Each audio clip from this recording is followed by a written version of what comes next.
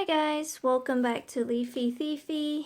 Today we are going to do a short video on a macrame hanger, but not a fancy one like the one that I have here. So first what you'll need is some string. You can buy this from Amazon, or actually I bought this one from wish.com. It's a little bit on the thinner side, so it's not going to be like one of these professional ones where you see the string is really thick. And the second thing what you'll need is just a plant you want to hang up. So I chose this Skydia that I recently potted in this jar. I don't know if I actually have space to hang it up because I have so many plants, but it is a trailing plant, so I thought it'll be nice, you know, hanging somewhere. So first off, before I show you guys how to make the macrame hanger, I wanted to show you guys some of the plants that I have hanging in macrame hangers.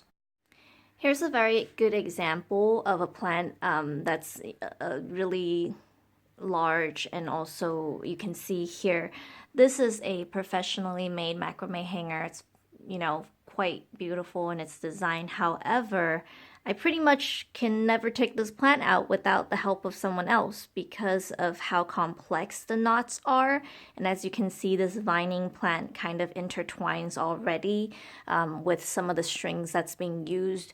So it makes it kind of difficult because when I'm watering this plant, if I overwater, then the water will come out on the saucer, and there's really no way for me to pull out the saucer except squeezing it between these two gaps. So it makes watering this plant sort of a two-man job. So it's a little harder than just having a really simple macrame hanger. Here are two examples that I have of hangers that I've made. As you can see, it's just a pretty simple knot above with some knots securing the planter, and it's really easy. For example, I have a couple varieties of Ripsalis in this small planter. And for me to take this plant out, it's really easy because the leeway in between is really big. I could just pretty much lift it up and pop it out because there's really no, you know, additional decorative kind of designs that will get in the way of it. So here's a full view of what it looks like. Okay, to get started, you'll need the plant that you're gonna want to hang up, and then the string that you'll be using, and obviously a pair of scissors to help you cut the string. So what you'll have to do first is unravel the string, and you want to measure it to the planter you'll be hanging up. You'll want to create a loop like this on your finger, pretty much to kind of check to see exactly how long you want your planter to hang. Obviously you're going to give it some leeway for knots and loops like that since you'll be tying it up. So go ahead if you want to just measure that end first.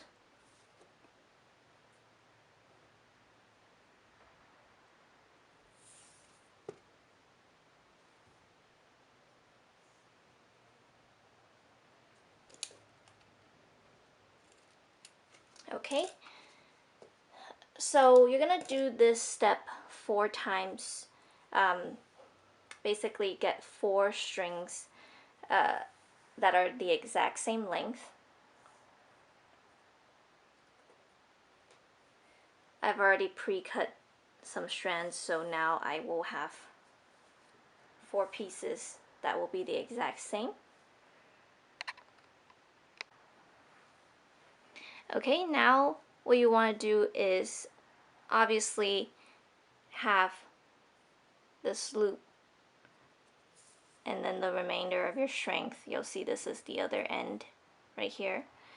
You want to tie a knot, and I usually just do a pretty simple knot over the whole thing.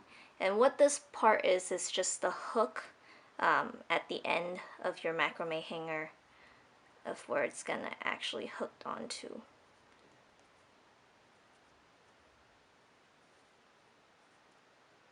So depending on if you want a bigger loop or a smaller loop, so my loop size is about, I want to say like an inch to 2 inches usually. I don't like it too loose up top.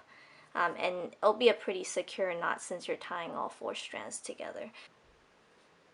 So once you tie the top knot, you want to separate the strings into sections of 4s, and you pretty much from either midway point or because this jar is a little bit on the taller side, I want the knots to be kind of higher.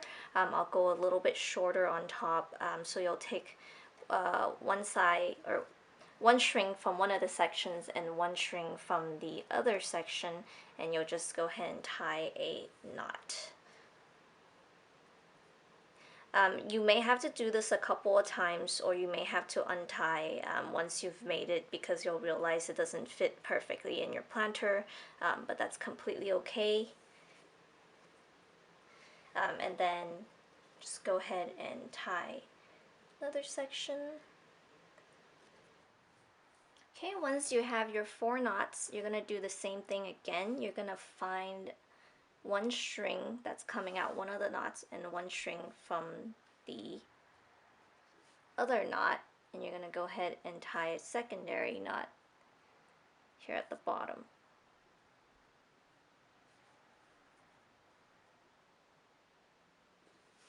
And you'll pretty much do this all around, so you'll see it kind of forms this diamond shape in between. And you can do multiple knots. You don't have to just do 2. I'm just doing a basic one, so pretty much when you go all around, you can do this again and create a 3rd knot if you're doing a planter that's a little bit longer, or you're doing something a little more decorative. But this one, I'm just doing it because it's really easy and I need to hang this plant up, and so I'm just gonna do 2 knots. Okay, so perfect. So after you have the top knot and this bottom knot, all you have to do at the very end is just tie a final knot. Okay, so the final step is to put your plant in the planter. So this is somewhat what it looks like. No, it's not perfect, so don't judge me. There will be some adjustments. It looks like this jar is a little bit on the longer side, so I might actually have to do a 3rd knot. So what I'm going to do is actually tie a knot right here and then do an additional knot. So I'll make some adjustments. And obviously this planter is a little bit on the shorter side, only because I'm doing this for a tutorial and I want it to fit in the frame. But I'll show you guys what it looks like once it's finished. Okay guys, so that's what the final product looks like. I did adjust the planter, as you can see. I did an additional knot, so there's 1, 2, 3, 3 knots, so it creates this diamond shape. If you only do 2 knots, it doesn't create this shape. So the longer the strings that you're working with, you know, there's more designs that you can do. And I've hung this up on my curtain rod. As you can see, I used a metal hook instead of just hanging it directly, only because it's much easier for me to take it down in the future to check on the watering or check on the soil, or if I want to replace the plant, it's much easier that way. It's a relatively small planter, so don't, you know, see there's like a lot of things hanging here. It's actually not that heavy. Because this plant right here is relatively light because I have to keep the soil relatively dry, and also same with this small little jar. So yeah, that's the finished product. I hope you guys liked the video. Again, thank you guys for watching, and happy holidays. I'll see you guys next time. If you like this video, click the like button, subscribe to me, share my videos with your friends. Again, I'm sorry I haven't filmed in a more professional manner, but you know, maybe one day when I have the time to do this. And yeah, thank you again for watching. I'll see you guys next time. Bye!